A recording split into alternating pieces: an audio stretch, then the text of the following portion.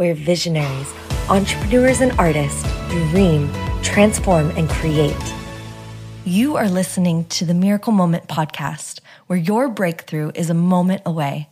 I'm your host, Rae Irelan. So many women want to be that inspirational muse for others. We dream of it, we feel it, we imagine what it would be like.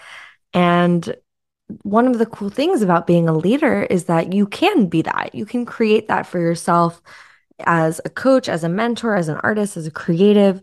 But let's go a little bit deeper into how to do this, how to be that inspirational muse for others in a way that really lands and works. Because I think there's lots of women that I talk to that dream of it, but aren't doing it.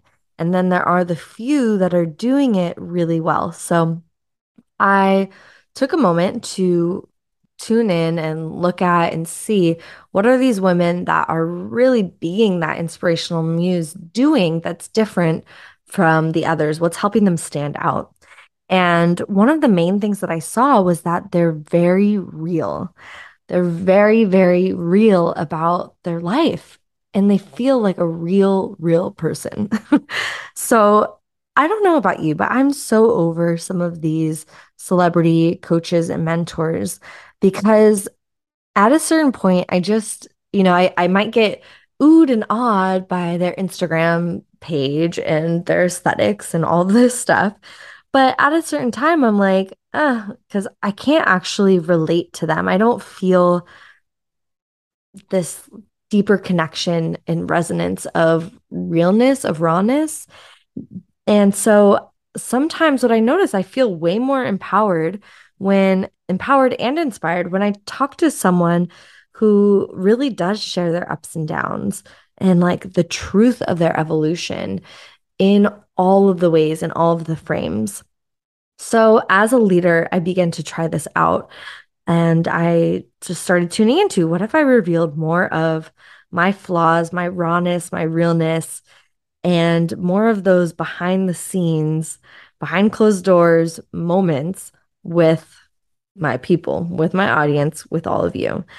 And as I started to share more of this, and I think this began actually about a year ago when I had this realization. So it's cool. We're a year into this. So I have some pretty awesome proof in the pudding. And the thing that I want to share is that as I shared more of me, more parts of me, not just the polished version of myself and my business, I was truly in awe of the response that I got back.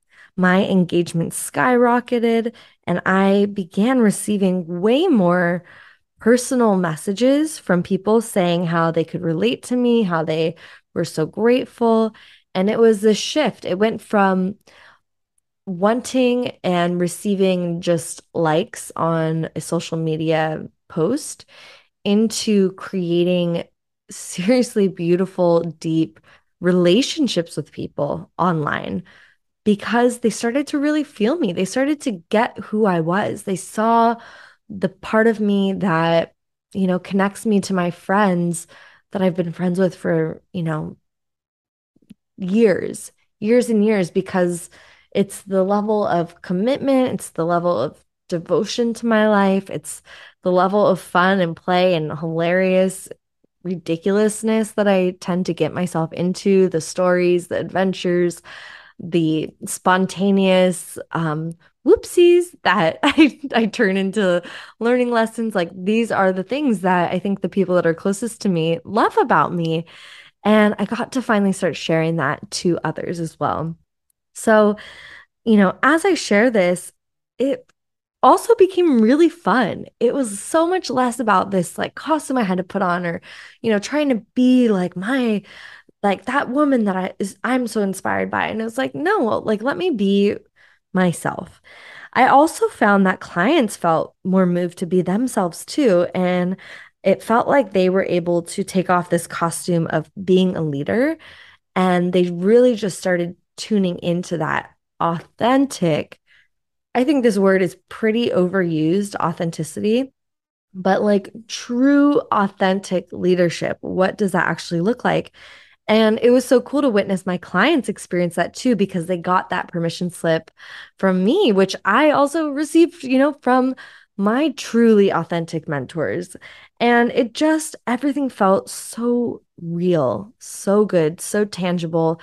And it felt like it shifted from being like the thing that I'm thinking about is like being like a social media reality show versus like Thanksgiving dinner with the family.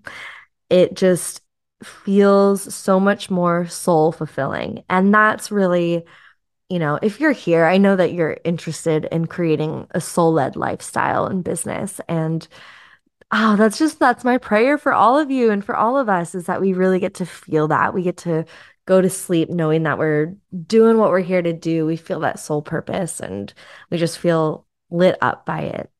So I really believe, being a true leader means guiding others into their own leadership. It's usually not about standing up and being the star of the show, which, trust me, as a performer, I struggled with this. I think I still struggle with this, but it's like we want to be that star. We want to be that inspirational muse, but that's really not what creates inspiration.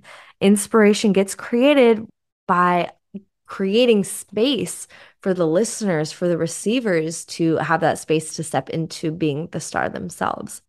So if you want to be a muse for others, create space for others to be a muse for themselves. And you can practice this by being a muse for yourself. Look in your bathroom mirror, put clothes on, take your clothes off, whatever it is. Just be you and feel yourself being inspired by who you are from the inside out. This is what's going to create your embodiment, your authentic embodiment of being that inspirational muse for others. Thanks for checking out this video. Subscribe and ring the bell if you haven't yet, so you can stay up to date for new episodes coming out soon. And remember to witness and acknowledge the miracles and magic in every moment. This is Rae Irelan, and I'll see you soon.